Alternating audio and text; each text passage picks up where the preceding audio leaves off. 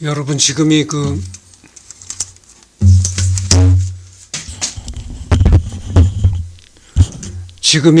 일요일 12시 57분을 가리키고 있네요.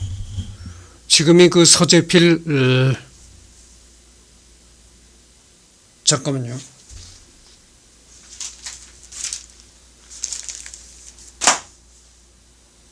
지금이 서재필 9회째입니다. 9회를 이제 진행하도록 하겠습니다. 이제 독립신문 발간 1896년 4월 7일 한국 최초의 신문인 독립신문을 순한글과 영어로 인쇄 발간하였다.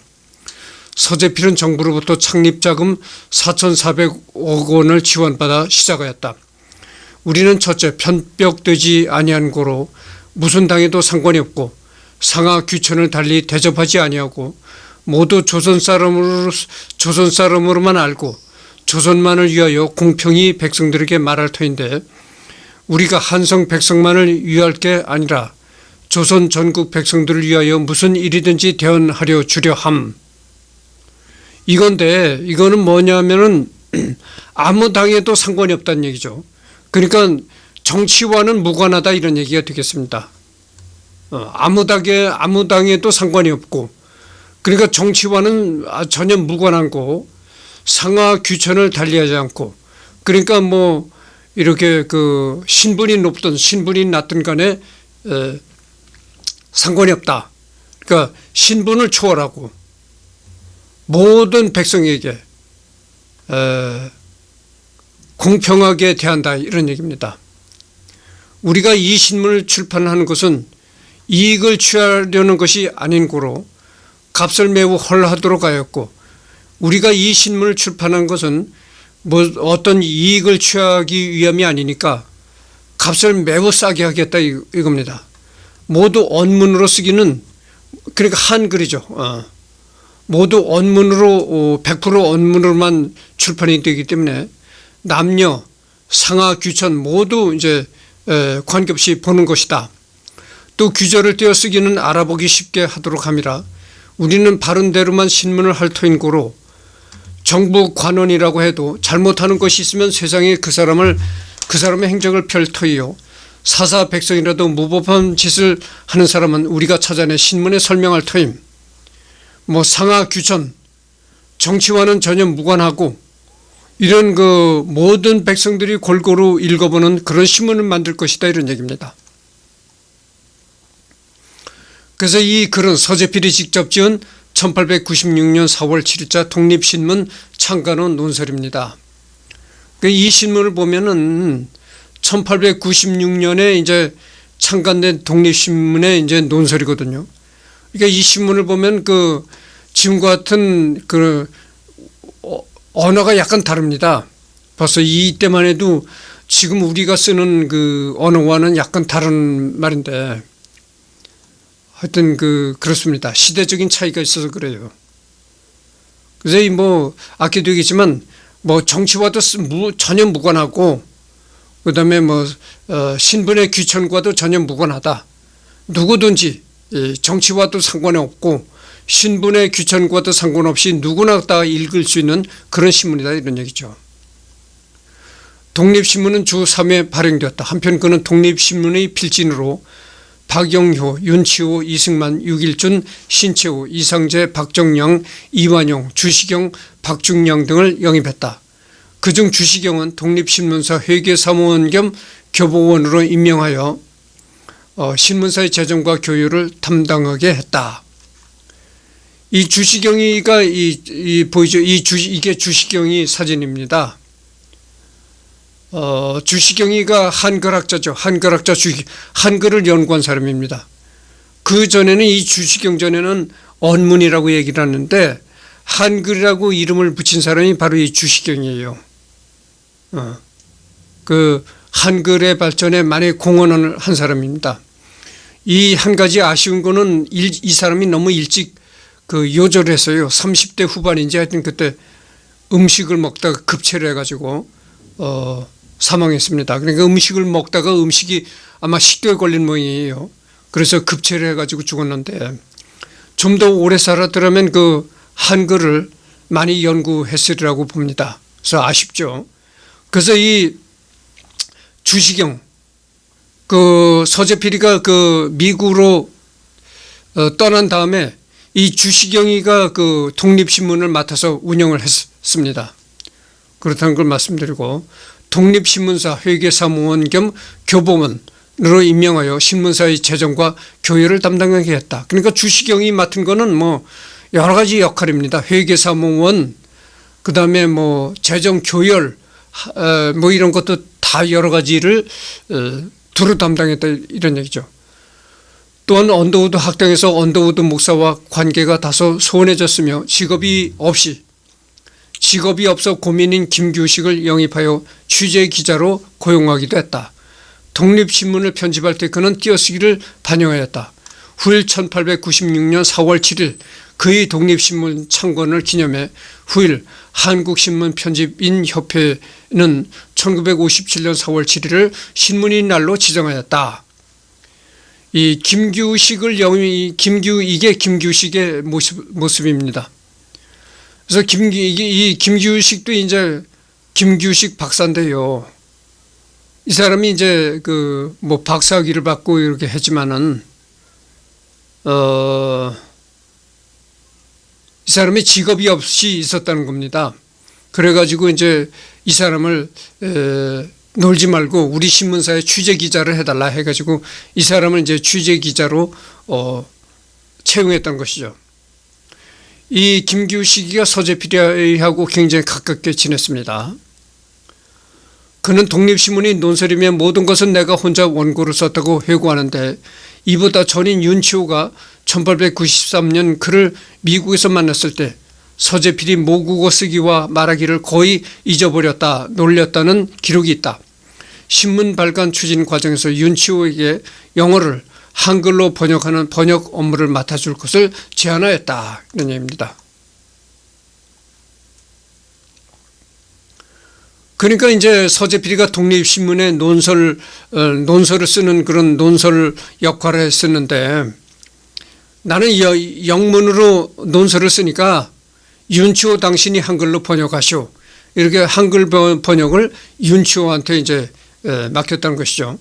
그는 신문을 발행하면서 전문 용어보다는 쉽게 한글로 풀이하도록 했는데 처음에 300부를 찍었던 독립신문은 이내 발행 부수 3,000부가 넘는 신문으로 발전했고 10여 명으로 시작된 독립협회는 이내 4,000명이 넘는 회원을 가진 큰 단체로 발전하면서 국민적 개혁 운동을 본격적으로 추진하게 된다 이런 얘기입니다.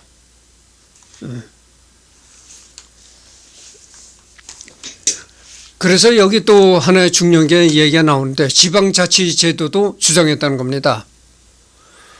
그래서 이 시대 지방자치제도를 이미 서재필이가 주장했으니까 얼마나 시대적으로 앞서가 있는가를 알 수가 있는 겁니다. 여러분들 그 5.16이 일어나가지고 박정희가 집권을 했었잖아요.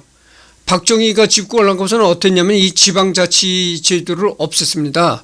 없애가지고 이 박정희 정권 시절에는 전부 임명을 했어요. 서울시장도 대통령이 임명을 하고 뭐 충남도지사도 대통령이 임명을 하고 강원도지사도 대통령이 임명하고 다 그랬습니다. 다 대통령이 임명했던 거예요. 그래서 지방자치라는 게 없었습니다. 근데 그 박정희 대통령 시대도 지방자치가 없었는데 그보다 훨씬 이전에 서재필 시대에 이 지방자치제를 주장했다는 것은 상당히 시대적으로 앞서가는 주장이었다 이런 말씀을 드립니다. 1896년 4월 독립신문 설립 직후 그는 조선도, 감사나 수령, 관찰사나 군수, 부윤 등은 주민이 직접 선출해야 된다고 주장했다. 주민이 직접 선출하는 지방관이 황제나 정부에서 임명하는 지방관보다 훨씬 낫고 훨씬 자기 소신껏 일할 수 있다고 지적했다. 4월 15일에서 4월 16일에는 그는 독립신문 사설에도 지방관을 백성들이 직접 선출하게 할 것을 서술했다. 아까도 얘기했지만 이러니까 이 서재필이가 얼마나 시대적으로 앞서가는 주장을 했는가 알 수 있습니다. 지방의 모든 군수나 도지사 이런 걸 왕이 임명하는 것이 아니라 다 이 백성들의 선거로 다 뽑아야 된다. 벌써 이 시대에 이걸 주장한 겁니다.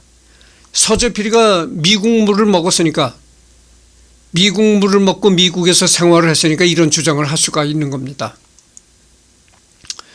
1896년 우리나라 최초의 민간 발행신문인 독립신문이 자치단체장의 주민 직선제를 골간으로 한 지방자치제를 주장한 사실이 새롭게 밝혀져 관심을 끌고 있다. 독립신문 논설에는 관찰사와 원은 정부의 내각 대신이나 협판이 청구할 것이 아니라 지방 백성이 투표로 뽑아야 한다는 내용이 실려 있다. 이는 오랫동안 알려져 있지 않다가 1991년에 알려지게 되었다. 1991년 5월 이 내용을 발견한 경북대학교 물리학과 주창호 교수, 양자역학을 연구하는 교수라고 합니다. 독립신문 논설을 쓴 것으로 알려진 서재필 박사 과거의 1세기 전에 자치제를 거론했다는 사실을 눈여겨봐야 할 것이라고 말했다. 참 이게 시대적으로 굉장히 앞서가는 주장이죠. 주창호 교수는 한국교회사 관계 자료를 모아 오던 중 1991년 5월 독립신문 논설에서 지자제 주장 대목을 발견했다, 이런 얘기입니다. 100여 년이 훨씬 지나기 100여 년이 훨씬 지난 그 전의 시대에 벌써 이렇게 지방자치제를 주장했다는 거, 이것이 상당히 놀라운 거죠. 역시 서재필은 미국의 물을 먹고 미국서 공부했기 때문에 이런 주장이 나온 겁니다. 그리고 악원 파천 전후 한편 귀국 직후 그는 부패와 외척 출신을 관리로 중용하고 무속인을 신봉했던 고종과 명성 황후를 경멸했다. 또한 수구파 대신들의 탐욕과 비리를 거침없이 질타 지적하는 한편 참정권을 그릇된 것으로만 이해하고 갑신정변에 부정적이었던 민중들에 대한 혐오와 경멸감을 감추지 않았다. 윤치호에 의하면 서재필은 30대인 나이에도 불구하고 모든 조선 사람을 어린애나 미개인 다루듯이 하여 분노를 느끼는 사람이 많았지만 그가 미국인이어서 다들 어떻게 할 수가 없었다는 기록을 남기기도 했다, 이런 얘기입니다.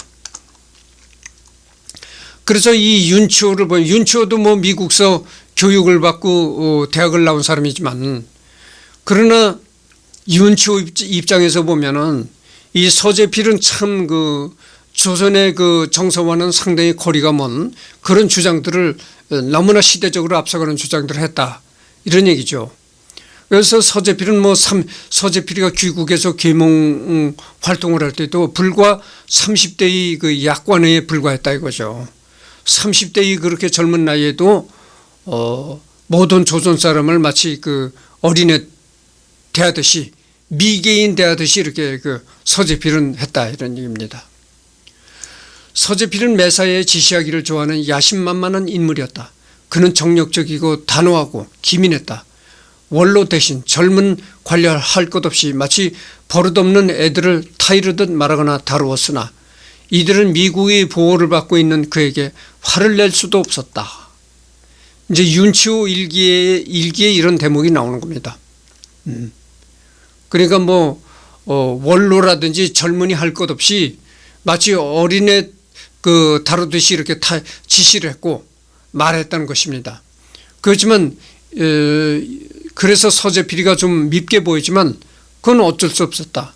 미국의 보호를 받는 미국 국민이었기 때문이다. 이런 윤치호 일기에게 이런 글이 나온다는 겁니다. 윤치호 6일주는 그에게 시정과 자제를 요구했지만 오히려 서재필의 말을 듣고 깊이 공감하는 점을 느끼면서 훈계를 그만둔다. 미국 공사관 공사 알렌은 그에게 분노하더라도 겉으로는 웃으며 좀 외교적인 태도를 가지라고 충고하기도 한다. 그러니까 미국 공사관 알렌이라는 사람이 또 있어요. 알렌이라는 사람이 있는데 그 사람이 이제 서재필한테 충고하기를 뭐라고 했냐면은 좀 분노하더라도 겉으로는 웃으며 좀 외교적인 태도를 가지라고 충고하기도 했다, 이런 얘기죠.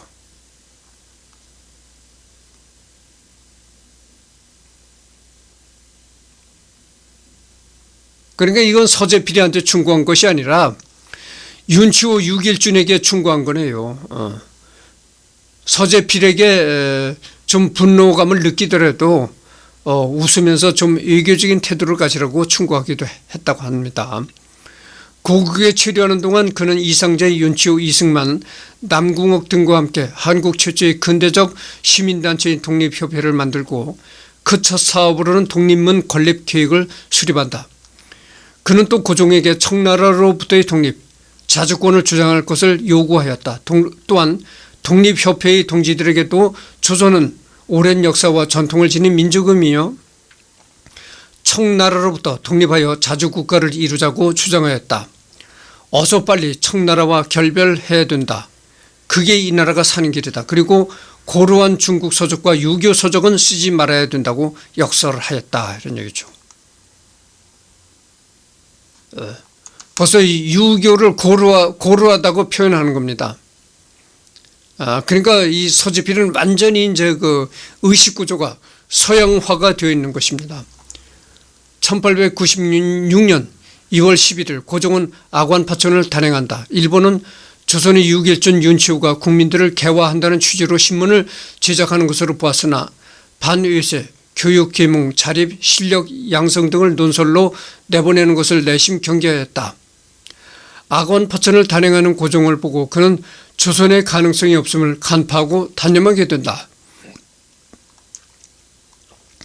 민중들은 개화파를 왕실에 저항하는 역적 정도로 취급하였고 계몽운동이 실패로 돌아간 것과 민중의 냉대에 좌절한다. 그래서 이제 그 서재필이가 귀국해가지고 여러 가지 이렇게 그 독립신문도 발행하고 계몽운동을 펼친다고 했지만은 자기 깐에는 많은 노력을 해서 계몽운동을 펼친다고 했지만은 그러나 그 개화파를 왕실에서는 이 개화파를 한낱 그 정부에 반대하는 역적으로만 보려고 하고 그다음에 이 계몽운동을 이렇게 새로운 서구의 사상을 전파하는 계몽운동을 조선의 민중들이 냉대했다 이것이죠. 그래서 이 서재필이가 좌절하기 시작했다 이런 얘기입니다. 그러니까 서재필이가 주장하는 것은 계몽이긴 한데 조선 민중을 무지한 조선 민중을 일깨우겠다는 계몽 운동이긴 한데 너무나 시대를 앞서가는 계몽 운동이었다 이렇게 말할 수가 있는 겁니다. 너무나 시대적으로 앞서가는 계몽 운동이었기 때문에 조선 민중이 이를 뭐 그대로 받아들일 수가 없었다 이런 얘기죠. 시대적인 한계가 있잖아요. 1896년 3월 14일 그는 중추원 고문으로 재직 중이면서 신문 담당 부서인 농상공부 임시 고문을 겸하게 되었다. 학부에서는 각급 학교의 학생들에게 신문을 구독하라는 지시를 내리고 내부에서는 각 지방관청에 구독을 명령함은 물론 우송상의 혜택까지 부여했다. 아관파천 전후 고종이 러시아 공사관에 머물러 있던 상황에서 조선에 대한 경제적 문화적 침투의 한계를 느끼던 러시아는 조선의 군사적 정치적 압력을 확대하면서 만주와 조선에 대한 침략 정책을 폈다.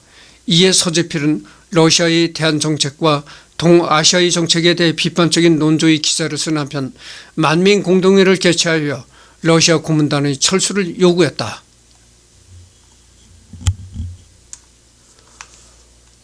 독립신문 집필. 서재필은 독립신문 창간호에서 신분이 낮은 사람들과 여성들이 쉽게 읽을 수 있도록 언문을 공식적인 인쇄 언어로 채택하며 띄어쓰기를 도입한다고 밝혔다. 독립신문을 통해 서재필은 독립된 나라를 만들기 위하여 내부적으로는 교육 확대 및 산업 발전을 강조하였고 그를 위해 의무교육 도입, 서양 과학기술의 도입, 식생활의 위생의 개선 등에 대한 여러 가지 안들을 제시하였다. 그러니까 정말 이렇게 개화파답게 아주 국민을 개화시키는데 주력한 것이죠. 그러니까 교육의 확대, 그다음에 산업의 발전, 의무 교육 도입, 서양 과학 기술의 도입, 식생활 위생 개선 이런 걸 참 그때 벌써 이런 걸 많이 주장한 겁니다. 그러니까 이게 지금 우리가 뭐 대한민국이 정부 수립을 하고 나서도 한문 혼용이냐 한글 전용이냐 이걸 가지고 막 갈등을 일으키고 싸움을 했잖아요. 그런데 벌써 서재필은 이 고종임금 시대에 벌써 이렇게 한글 전용을 들고 나온 겁니다. 한글 전용으로 독립신문을 발행하고 나온 거예요. 서재필은 독립신문을 일반 민초들이 쉽게 알아보게 하기 위해 한글 단어 사용을 신중히 고려하였고 국문학자인 주시경을 영입하려 했고 주시경의 노력에 힘입어 순한글로 간행할 수 있었다. 예, 주시경, 한글학자 주시경을 영입하려 했고 주시경의 노력에 힘입어 순한글로 간행할 수 있었다. 독립신문은 근대적 여론 형성의 기틀을 마련했다. 독립신문 창간은 당시 권력을 잡고 있던 정동구락부, 정동파, 친미파 등으로 불린 영어파 세력의 전폭적인 지원 아래 이루어졌다. 사면 가운데 3면은 한글 전용 독립신문으로 편집하고 마지막 1면은 영문판으로 편집하였다. 1898년 7월 4일자 독립신문에는 영어 교습 광고도 실려 있었다. 대한 사람들이 영어를 배우고자 하나 학교에는 다닐 수 없고 또 선생이 없어서 못 배우는 이가 많다 하기로 영국 선비 하나가 특별히 밤이면 몇 시간씩 가르치려 하니 이 기회를 타서 종용이 영어를 공부하려는 사람들은 독립신문사로 와서 물으면 자세한 말을 알지어다라고 발표했다. 서재필은 조선인의 의식부터 개조해야 진정한 독립국으로 발돋움할 수 있고 민권이 존중되는 민주주의 체제가 들어설 수 있다고 봤다. 이거는 참 지금 이렇게 봐도 참 서재필이가 참 틀림없는 말을 한 겁니다. 그런데 너무 시대적으로 앞서갔다 이런 얘기죠. 백성들의 의식 구조가 이렇게 높아져야 진정한 민주주의를 행할 수 있다 이런 얘기입니다. 그런데 어떻게 됩니까? 다른 부분으로 잠깐 넘어가네요. 잠깐만요. 다른 부분을 지금 찾겠습니다. 다른 부분으로 한참 넘어갔는데 그래서 봅시다.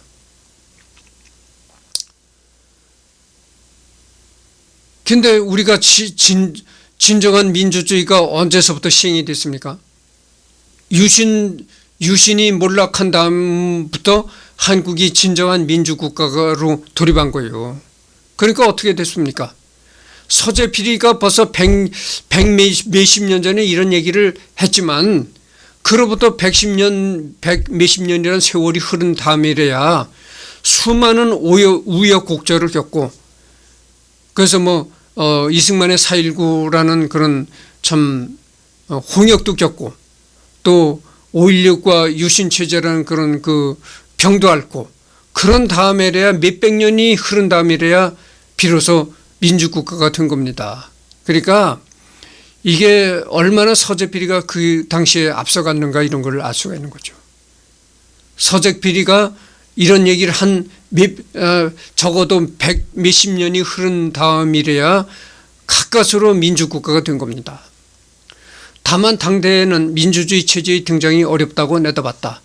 서재필을 비롯한 개화주의자들은 독립신문에서 조선인의 타고난 체형은 동양인종 가운데 가장 우수하다고 자랑하거나 한때 상것이라고 금기시했던 상민들이 석전을 긍정적으로 재조명했다.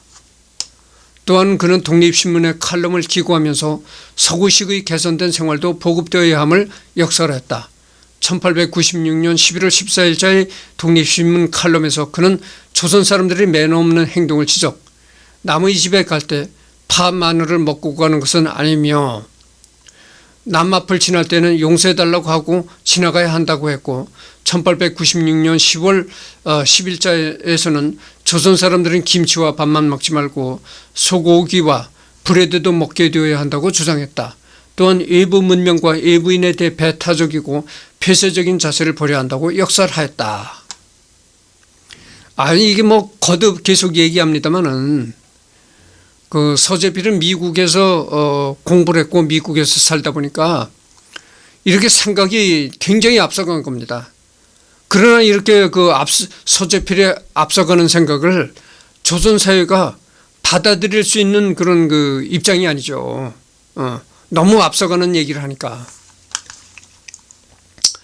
한편 일본에서는 독립신문이 반일 사상을 고취한다며 조선 정부에 압력을 놓았다.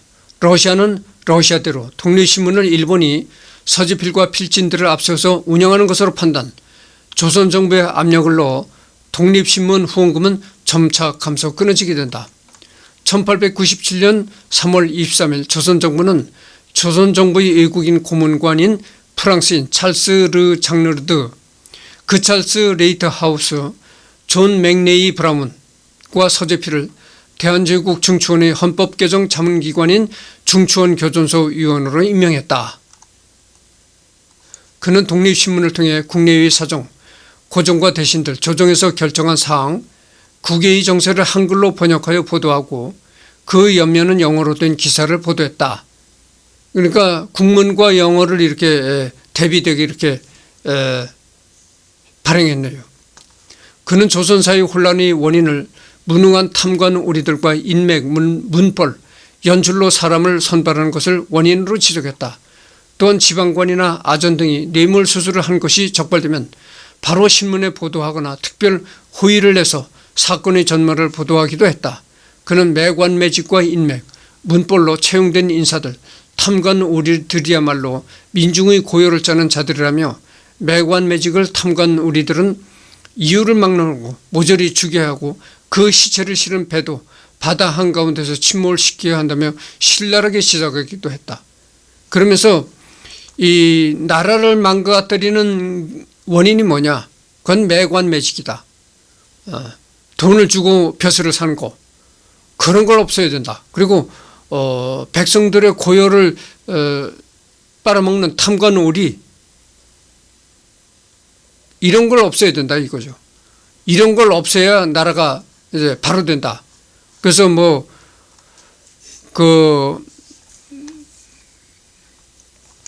하여튼 관리한테 뭘 바쳐야 일이 제대로 되고 이런 걸 없애야 된다는 얘기죠. 그래서 이런 거를 매관매직을 하고 탐관 우리들을 잡아서 사용을 시켜서 이렇게 된다 이런 얘기입니다. 이렇게 아주 무서운 형벌을 내려야 된다 이런 얘기입니다. 그래서 국가의 기강을 바로 잡아 나가야 된다 이런 얘기입니다. 뇌물을 줘가지고 어떻게 하려고 생각하지 말라. 뇌물 없는 세상이 되어야 된다. 그래야 국가의 정기가 바로 선다 이런 얘기죠. 교육, 청년 계몽과 토론문화 보급활동. 그러니 서재필이가 이렇게 뇌물을 주지 말아야 된다. 이런 걸 주장하고 나왔는데 이승만 대통령 때도 뇌물 정권이었습니다. 여러분, 이 이승만의 자유당 시절에 얼마나 뇌물이 횡행했는 줄 아십니까? 그때 이승만 자유당 시절에는요, 하다못해 동사무소 면석이도 뇌물을 받아먹었어요. 동사무소 면석이 동사무소에 출생신고하러 가잖아요. 그러면은 하다못해 담배값이라도 담배라도 한 보루 이렇게 사다가 면석이한테 줘야 출생신고가 신속히 됐습니다. 그렇지 않으면 괜히 이 핑계 저 핑계 이렇게 되면서 출생신고를 하러 가도 지연을 시키고 이랬던 겁니다. 그랬으니까 이 서재필이가 이렇게 뇌물을 주고받는 이런 걸 없애야 된다 이렇게 말했는데도 불구하고 여전히 이승만 정권 시절에도 뇌물이 횡행했다. 그리고 그 후로부터도 또 한참 세월이 흘러가지고 지금이래야 비로소 뇌물이 없어졌다 이런 얘기죠. 그러니까 이 서재필이의 말은 얼마나 조선이 참 이룩할 수 없는 너무나 앞서가는 얘기입니다. 교육, 청년 계몽과 토론문화 보급활동. 1896년 내내 계몽 강연 활동과 독립신문을 발행하는 일 외에도 서재필은 목요일마다 매주 비용 한 푼 받지 않고 무료로 배제 학당에 출강해서 이승만, 주시경, 신흥우, 김규식 등의 젊은이들에게 세계사를 강의하면서 자유민주주의와 참정권, 인권 개념, 사회계약론 등을 가르치기도 했는데, 그래서 이승만이가 그 서재필의 제자입니다. 서재필이가 이승만을 그 배제학당에서 가르쳤던 스승이에요. 근데 나중에 이제 그 서재필이가 뭐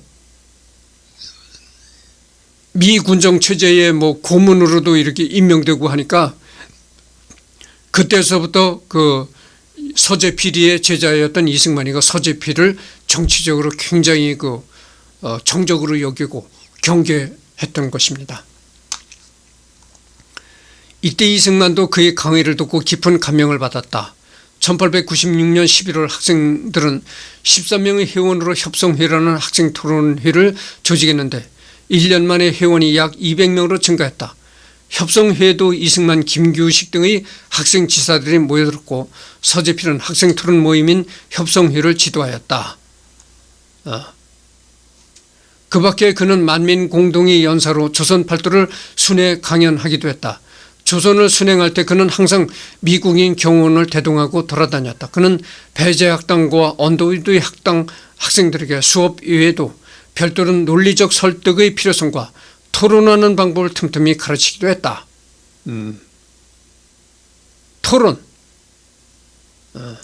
토론을 그렇게 중요시 여겼다는 겁니다. 이게 참 굉장히 그러니까 이 어떻게 보면은 굉장히 앞서가는 선각자죠. 선각자. 생각이 굉장히 앞서간 사람이죠. 1897년 7월 8일 정동에 새로 지은 감리교회 예배당에서 배제학당 졸업식이 있었고 600여 명의 청중이 모였다. 일부는 문학시강으로 한문과 영어의 공개 강독이 시행되었다. 2부는 갈고 닦은 협성의 토론 시범을 보이는 차례였다. 토론은 성공적이었고 서재필은 1년간 자신의 강연을 수강한 학생들 가운데 우등 1명, 2등 1명, 3등 2명의 학생을 뽑아 각각 5원, 3원, 2원의 상금을 수여하였다. 그 순간 서재필은 해리 힐맨 고등학교에서 영어로 연설하여 우등상을 받았을 때의 감격을 다시금 느꼈다 한다. 그는 이제 이 학생들로 하여 크게 변하여 조선을 위한 큰 인재가 될 것이다 라고 확신하고 토론 기술과 방법을 계속해서 가르치고 교정시켰다.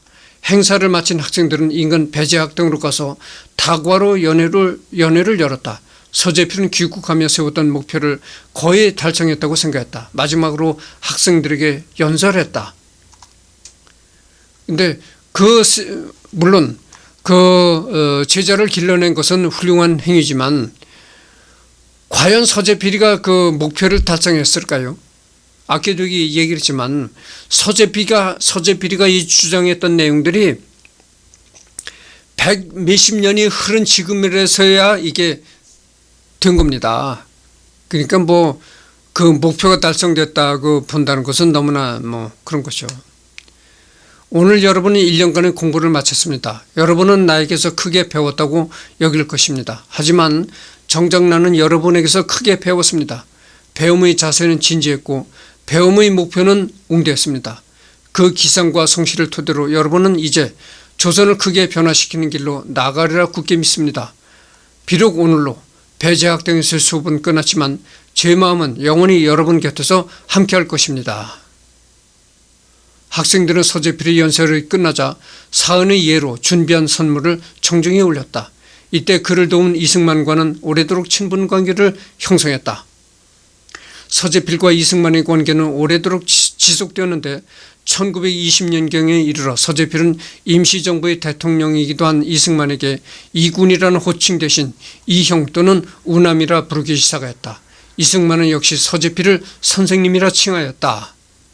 그러니까 이때까지만 해도 서재필과 이승만의 사이가 좋았던 겁니다.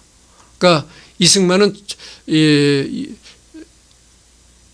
이승만이를 가르칠 때는 승만군, 이군 이렇게 불렀었는데 이승만이가 중국 상해의 임시 대통령으로 되니까 그러니까 그때는 아무리 그래도 임시 정부라도 그래도 정부 아닙니까?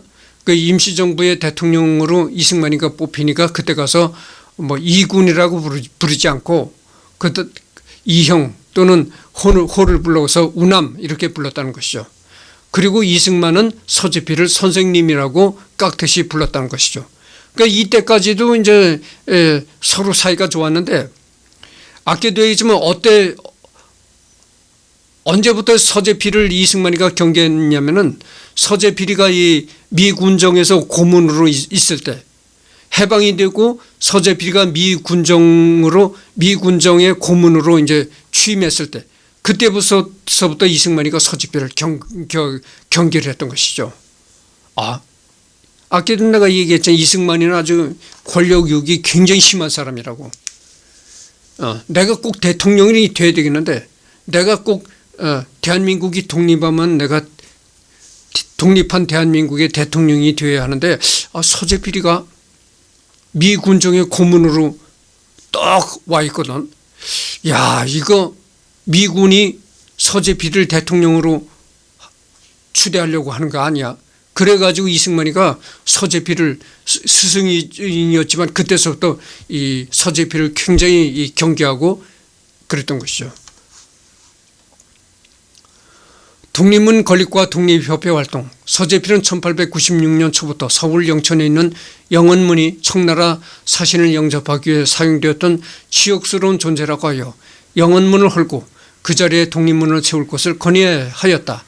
이 일을 위해 1896년 7월 2일 이완용을 비롯 남궁옥, 박영효, 김가진, 안경수 등과 함께 정부 관료 중심의 독립협회를 결성했다.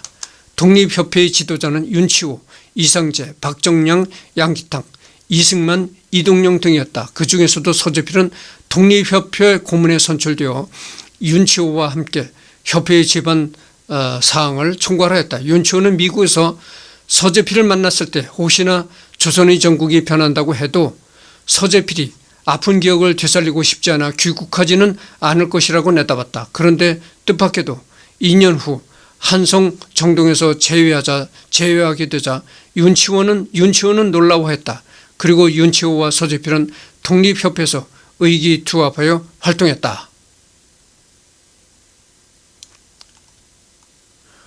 그래서 이제 윤치호는 미국에서 서재필을 여러 번 만나면서도, 서재필은 그 갑신정변으로 인해 가지고 전부 다 가족들이 죽는 그런 참변을 당해서 그 아픈 기억을 되살리고 싶지 않아서 서재필은 귀국을 하지 않을 것이다, 이렇게 알았다는 겁니다. 근데 우연히 정동에서 이제 서재필을 만나게 된 겁니다, 윤치호가. 그래서 이제 놀랐다는 것이죠. 1897년 11월 20일 청나라 사신을 맞아들이던 영언문 맞은편에 독립문이 들어섰다. 그는 미국에 있을 때 입수한 프랑스 파리 개선문을 그린 그림을 소지하고 있었다. 독립협회가 기금을 모아 완공한 독립문은 서재필이 가지고 있던 화첩 중에서 파리의 개선문을 모델로 그 규모를 축소하고 모양만은 똑같이 한 것으로 알려져 있다. 독립문은 서재필이 특별히 초빙한 건축사 아파나시 셀레딘 사바탄이 설계하였다. 후일 사적 32호로 지정된 독립문은 서재필이 독립문의 윤곽을 스케치한 것을 바탕으로 독일 공사관의 스위스인 기사가 설계를 담당했다. 토목건축공사는 한국인 건축기사 심의석이 담당하고 중국인 노무자들이 노역을 맡았다, 이런 얘기입니다. 공사비는 기부금으로 해결했다. 심의석이는 조선 말기와 대원 제국의 도시 건설자, 건축가다, 이렇게 나왔네요. 후일 아파나시 세르딘 사바티니 출신과 관련 서재필은 그의 자서전에서 독립문 설계자를 스위스인 기사라고 언급했다. 그는 4대 사상의 증거인 한성부, 서대문방, 현조동, 모화관과 영언문을 헐어야 된다고 주장하였다. 모화관은 조선 말기인 1897년 서재필 같은 독립협회 인사들에 의해 독립관으로 개축돼 독립협회 회관으로 쓰였다. 또한 독립협회를 발간 자유민권 활동과 참정권, 독립사상을 고취시켰다.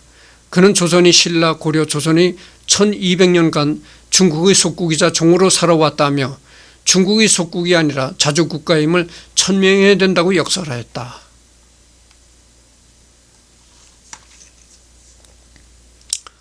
여기다가 이제 만민공동회를 개최했다.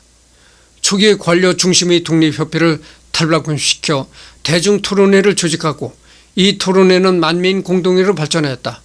그리고 그 독립협회는 이 경험을 바탕으로 의회 설립 및 입헌 군주제로 개혁을 추진하였다.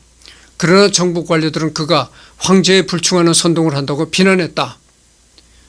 이제 독립협회를 탈바꿈해서 처음에는 이 독립협회가 그 조선의 관료들이 많이 참여하는 그런 독립협회였었는데, 이 독립협회를 탈바꿈시켜서 이제 대중화를 시킨 것이죠. 뭐 상놈예까지 다 참여하는, 그래서 이제 만민공동회로 발전했다 이거죠. 그래가지고 이 만민공동회에서 연사로 나선 사람들이 주로 주장하는 게 뭐냐면은 입헌군주제를 주장하고 나온 겁니다. 그러니까 어떻게 되겠어요? 그것도 역시 그 당시 고종임금 체제에서는 그걸 받아들일 수가 없는 거거든요. 그걸 어떻게 받아들이겠어요? 왕권이다 이렇게 왕권을 뺏기는 건데. 그러니까 그때서부터 이제 정부의 고종 황제 정부의 관료들이 이 만민공동회를 불손하게 여겼던 겁니다. 이 만민공동회를 개최하면서 이 입헌군주제를 자꾸 주장하고 나오니까 그때서부터 이 정부의 관료들이 만민공동회를 불손하게 여기고 저거 저래서는 안 되는데 이렇게 생각하기 시작했다 이런 얘기입니다. 대한제국 조정의 수급하는 서재필을 제거할 계획을 세워서나 보십시오. 대한제국 그러니까 고종임금이 이 왕으로 있는 대한제국 조정의 수급하는 서재필을 제거할 것을 계획을 세웠다는 겁니다. 서재필을 죽이려고 이제 계획을 세웠는데, 서재필은 미국의 국적을 가진 미국 국민이기 때문에 해코지했다는, 이건 서재필을 해코지했다가는 외교적으로 큰 문제가 될 것임을 생각해 가지고 그 서재필을 해코지하려고 했지만 포기했다 이런 얘기입니다. 수많은 젊은이들에게 영어를 배우고 유학을 가서 신문물을 보는 시야를 넓혀야 된다고 했다. 이승만과 김규식에게 미국 유학을 적극 권고한 것도 서재필이었다. 이 서재필은 미국 유학을 적극 권고했다는 겁니다. 미국에 가서 공부를 해야 신문물을 보고 깨달을 수 있다. 이래가지고 미국 유학을 적극 권고했는데, 이승만과 김규식에게도 미국 유학을 적극 권고한 것이 이제 서재필이었다 이런 얘기죠. 1897년 고종 34년 7월 30일의 한 강연에서 서재필은 인간은 자신의 권리와 자유를 지키기 위해서 임금이나 아버지를 죽일 수도 있다는 발언을 했다. 서재필은 인간의 권리는 하늘이 내린 것이며 아무런 잘못 없이 누구도 다른 인간의 권리를 함부로 침해서는 안 된다고 역설했다. 한편 대한제국 중추원에서 대신의 물망에 적합한 인사들을 추천하고 그 명단에 서재필이 들어있는 것을 본 대신들은 그가 중추원을 사주하여 체제의 전복을 꾀한다고 무고하였다.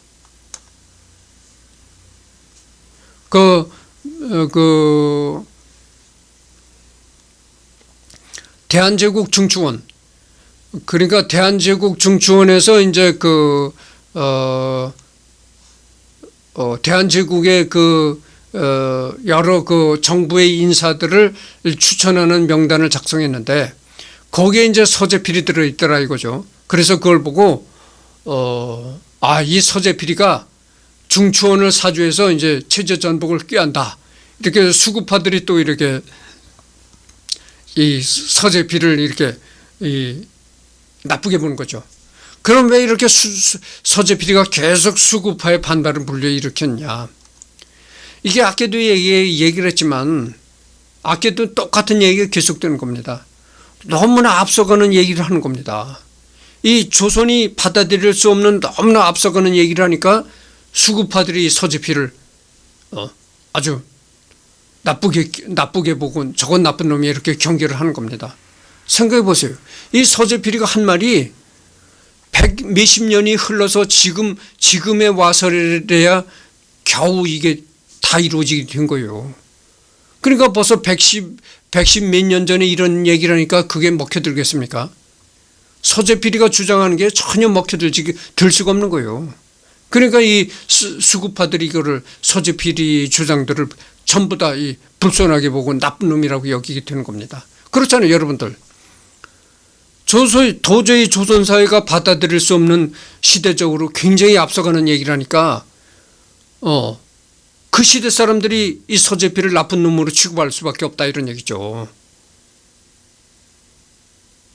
그런 것이죠. 그래서 수구파의 반발을 자꾸 일으키는 겁니다. 그러니까 이게 물론 그 선지적인 말은 좋은데 어느 정도 시대적인 변화에 이렇게 보조를 맞춰가면서 변화를 꾀해야 되는데 그게 아니다 그죠, 서재필은. 그러니까 이 수구파들의 굉장히 반발을 불러일으키는 겁니다. 생각해 보세요. 이런 얘기들이 서재필이가 한 얘기들이 자 이승만 자유당 정권에도 이런 말이 실행이 안 된 겁니다. 이루어지지 못한 겁니다. 그리고 자 박정희가 5.16을 일으켜서 유신까지 됐잖아요. 유신 독재까지 한 겁니다. 실행이 안 된 겁니다. 서재필이 말이 이승만이도 실행을 안 했고 박정희도 실행을 안 했고 지금 이제 와서 지금 참 몇 번이고 이렇게 좌파 정권 우파 정권 엎치락 뒤치락 하다가 요즘 윤석열 정권에 와서 이게 이런 게 다 이루어졌다고 볼 수가 있는 거예요. 노태우 정부서부터 이런 게 이루어졌다고 봐야 될 겁니다 아마. 그러니까 이게 얼마나 그 당시 시대적으로 앞서갔는가. 그러니까 이렇게 시대적으로 앞서가니까 도저히 조선사회가 받아들일 수 없는 시대적인으로 굉장히 앞서가는 말을 하니까 이 수구파들이 반발이 생긴 거죠. 그는 계속해서 배제학당과 언더우드 학당을 비롯 학생 청년들을 모아 배제학당 회관에서 토의하는 법을 비용 없이 무료로 가르쳤다. 또한 원산에 있는 원산학사에서도 매주 주말에 방문하여 토론 기술과 화법을 가르쳤다. 그는 배움을 청하러 오는 젊은이들을 신분차별을 두지 않고 받아들였다 이런 얘기죠. 그러니까 지금의 그 사지선다형 객관식 지금의 사지선다형 객관식 교육의 부작용을 많이들 얘기를 하잖아요. 근데 이때 벌써 서재필은 사지선다형 객관식 교육을 한 것이 아니고 토론 교육을 했다는 겁니다. 서로가 이제 토론 주체가 돼서 서로가 자기 생각을 얘기하고 이런 토론 교육을 벌써 이 서재필은 그때 시행을 했다고요. 그러니까 이게 놀라운 거 아닙니까? 근데 아직도 한국 사회는 이 4개 중 1개를 선택해라. 아직도 그 짓거리를 하고 있어요. 그러니까 이게 너무나 참 그런 건 얘기 아닙니까? 서재필의 귀국 직후부터 노비 해방 문제를 상회하던 윤치호와 서재필은 노비들을 해방시킬 것을 결의하고 1897년 10월 독립협회와 만민공동회 노비 해방 문제를 상정시키기로 계획하고 1897년 11월 1일 독립협회의 토론에 노비 제도가 필요한 것인가에 대한 여론을 공론화시켰다. 1897년 11월 1일이 제8회 토론회 광경을 보면 약 500명의 회중이 참석한 가운데 먼저 회원의 호명이 있었고 다음 지난회의 토론회 기록의 확인이 있었으며 내빈 소개와 신입 회원 소개가 있었다. 서재필은 독립협회 회장에게 노비 해방에 대한 것을 건의하였고 11월 1일 독립협회 회의 주제로 채택된다. 회장의 토론회의 주제, 이날의 주제는 동포 형제간의 남녀를 팔고 사고하는 것은 대단히 불가하다고 선언하였다. 노비 해방을 선언했다는 겁니다. 이제는 노비 해방을 하지 말라. 노비를 서로 이제 사고 팔지 말라. 그래서 노비 해방을 주장하고 나온 겁니다. 이에 따라 전 주의 선정에 의거하여 주제에 대한 찬성표는 힘껏 주제의 정당성을 설명하고 주제에 대한 반대표는 토론이 잘못된 방향으로 나가는 것을 막는 발언을 했으며 토론회에 참석한 일반 회중은 토론회 자유롭게 토론하였다. 이 중 한 발언자가 용역은 하나의 필요한 제도이며 노비 제도는 그러한 용역의 하나라고 발언하자 회중의 하나가 일어서서 토론자가 명제를 정확히 말하고 있지 않다고 의사규칙 위반을 들어 항의했으며 많은 회원들이 주제의 찬성편에 서서 발언하였다. 1897년 11월 1일 윤치호는 노비제도의 폐해와 비인간성을 구체적 사례를 들면서 설명하는 연설을 하고, 서재필은 미국에서의 아프리카 흑인 노예들의 참상을 들어 설명했다. 다음으로 주제에 대한 회중의 의견을 투표에 붙인 결과 만장일치로 주제에 대한 찬성이 의결됨으로써 주제에 찬성한 사람은 자기가 실제로 소유한 노비를 모두 해방시키도록 하자는 동의가 가결됨으로써 토론회를 끝냈다. 독립협회의 결의에 따라 한성부의 양반가에서는 노비 문서를 불태우고 노비들을 석방시키는 이들이 나타나기 시작했다, 이런 얘기죠. 그러니까 이 벌써 토론의 이 문화를 정착시키고자 노력한 거예요. 서로 이 백성들이 뭐 백정이든 뭐 상놈이든 양반이든 가리지 않고 다 이 조선 백성은 다 모여라. 백성이든 상놈이든 양반이든 조선 민중은 다 모여서 다 이 어떠한 주제를 설정하면 그 주제에 맞는 토론을 해가지고 그래서 결론을 내서 우리가 그렇게 거기서 얻어진 결론대로 우리가 실천을 하자, 이런 얘기죠. 이렇게 토론의 문화를 이제 정착시키려고 했던 겁니다. 그래서 여기 보면은 중요한 게 뭐냐면은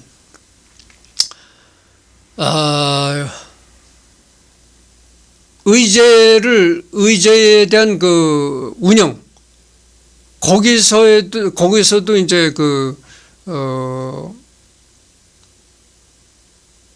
잘못된 방향으로 회의가 진행되고 있다, 이런 것을 이제 건의하는 말도 나오기 시작하는 겁니다. 그러니까 이 토론회가 얼마나 참 그래도 그 나름대로의 얼마나 수준이 있는 토론회였는가 알 수가 있는 것이죠. 보세요. 이에 따라 전주의 선정에 의거하여 주제에 대한 찬성표는 힘껏 주제의 정당성을 설명하고 주제에 대한 반대표는 토론이 잘못된 방향으로 나아가는 것을 막는 발언을 했으며 토론회에 참석한 일반 회중은 토론에 자유롭게 토론했다, 이런 얘기죠. 윤치호와 서재필은 각각 인간은 물건이 아니며 재산이 되어서는 안 된다. 물건이 아닌데, 인간이 물건이 아닌데 어떻게 사고 팔 수가 있느냐. 노비를 어떻게 재산으로 볼 수가 있느냐, 이런 얘기입니다. 인간의 생명은 하늘이 부여한 것이라고 역설하고 다녔다. 시중에서는 이들의 사상을 위험한 사상이며 반상의 질서를 무너뜨리는 해괴한 요설, 궤변으로 취급하였다. 그런 1897년 11월 1일의 노비 해방에 대한 기습 토론 이후 노비 해방 풍조가 한국 사회에 점차적으로 확산되었다. 그러니까 이 윤치호와 서재필이 이렇게 노비를 해방하자.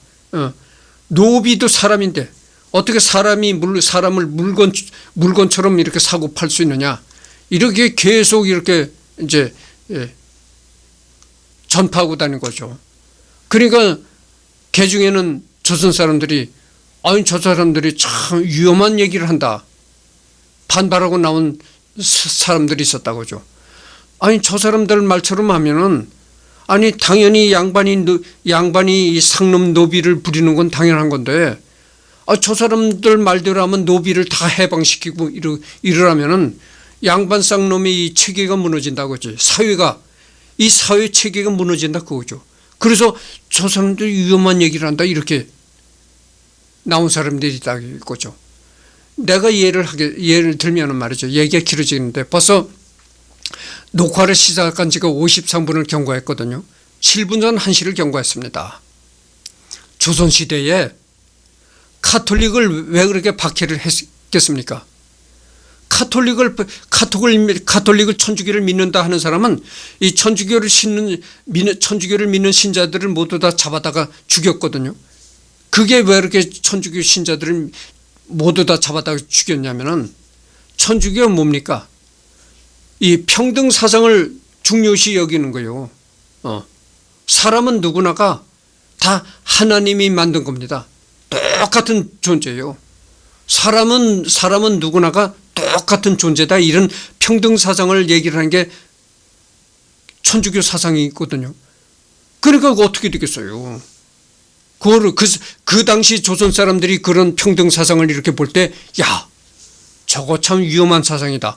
아니 그러면 사람은 누구나가 다 고귀한 존재라고 이렇게 나오면은 어떻게 양반 쌍놈이 있을 수가 있느냐? 어떻게 왕과 신하가 있을 수가 있느냐? 아니 모두가 평등하면 왕과 신하도 있을 수가 없고, 양반과 노비도 있을 수가 없어. 그렇게 되면 어떻게 되느냐? 사회가 이 질서가 없어진다는 거예요. 사회 질서가. 양반이 있으면 쌍놈이 있고, 또 높은 사람이 있으면 낮은 사람도 있고, 이렇게 해야 사회 질서가 유지가 되는데 그렇잖아요. 그렇게 그걸 위험하게 본 겁니다. 아유, 저런 평등 사상이 들어오면은 국가, 사회가 안 된다. 이런 무정부 상태가 되고 사회 질서가 없어지는 이런 상태가 된다. 이래가지고 이 가톨릭 사상을 굉장히 경계한 겁니다. 그리고 천주교를 믿는 사람들을 갖다가 잡아다가 죽인 겁니다. 이 똑같은 거예요. 이렇게 이 노비도 사람인데 왜 그 사람들을 어떻게 물건 물건 다루듯이 사고 팔느냐? 당장 노비를 해방시켜라. 이러니까 아니 저게 참 위험한 얘기인데 당연히 그렇게 생각할 거 아니겠어요. 아니 양반이 있으면 노비도 있고 이래야 사회가 이루어지는 건데 아니 노비들을 다 해방시켜서 상놈들도 다 지잘났다고 하고 살아가면 이 사회 질서가 어떻게 되겠는가 이렇게 이걸 걱정한 겁니다. 1898년 고종 35년 1월 초 수구파 대신들이 보낸 자객이 서재필의 거처를 레스베스나 그가 고용한 미군 경호원의 총격을 받고 달아났다. 이거 1998년 고종 32년에 이 수구파들이 또 보기에 이 서재필의 행동이 전혀 이렇게 탐탁지가 않거든. 그때 당시 조선이 도저히 받아들일 수 없는 그런 얘기들만 서재필이가 계속 하고 다녔거든. 그러니까 서재필이가 저거 안 되겠는데 수구파들이 보기에 전혀 저거 안 되겠는데 이 조선 사회가 전혀 받아들일 수 없는 얘기들을 계속 떠버리면서 서재필이가 다닌단 말이죠. 활동을 하고 그런단 말이죠. 그러니까 이 수구파들이 볼 때 이 서재필이가 정말 불온한 사상을 퍼뜨리는 불온한 인물로 보는 거야. 그래서 수구파들이 또 서재필을 제거하려고 자객을 보내는 겁니다. 서재필이가 생활하는 집으로 자객을 보냈는데 그때 서재필이가 고용한 미국인 경호원이 있다고 했잖아요. 이 경호원들이 자객들이 습격하고 들어오니까 이 서재필이가 고용한 경호원이 총격을 가하는 겁니다. 그래가지고 이 자객들이 전부 달아난 거예요. 그러니까 서재필이 벌써 이런 것을 예상하고 있던 겁니다. 내가 또 가서 이런 계몽운동을 펼치면 분명히 수구파들의 반발이 또 있을 것이다. 그래서 참 이동인이 같이 오리무중으로 죽을 수도 있다. 쥐도 새도 모르게 죽을 수도 있겠다. 이래가지고 그런 걸 벌써 서재필이가 먼저 알아차리고 예상을 하고 미국인 경호원을 자기 사비로 들여서 고용을 했던 거죠. 그래서 이제 수구파들이 이 서재필을 죽이려고 서재필의 집을 침입을 하니까 이 서재필이가 고용한 경호원이 총격을 가해가지고 이제 다 내쫓았다 이런 얘기죠. 1898년 3월 8일 김흥육 등이 독립협회 지도자들을 독살하려 하자 정교와 최정식 등은 그에게 시골로의 피신을 권고하기도 했다. 은신처에서 그는 척신파 대신들의 김흥육 사건을 계기로 연좌 제도와 노륙형을 부활하려는 움직임을 규탄 항의하는 소를 지어 올렸다. 은신에 있던 그는 윤치호와 함께 3월 10일의 만민공동회를 주관한다. 1898년 3월 16일 독립협회 회장 안경수가 수원부 유소로 임명되면서 공직과 협회직을 겸할 수 없으므로 서재필이 회장이 되었다. 결국 그해 5월 14일 서재필이 추방령에 의해 용산을 출발 미국으로 추방되자 그는 윤치호에게 독립협회의 권한을 일임하게 된다.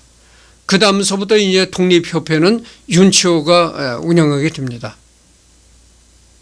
여기까지 이 녹화를 처음 시작한 게 벌써 59분을 경과했거든요. 1시간이 경과했습니다.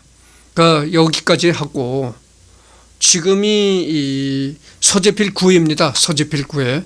여기까지 하고 다음서부터는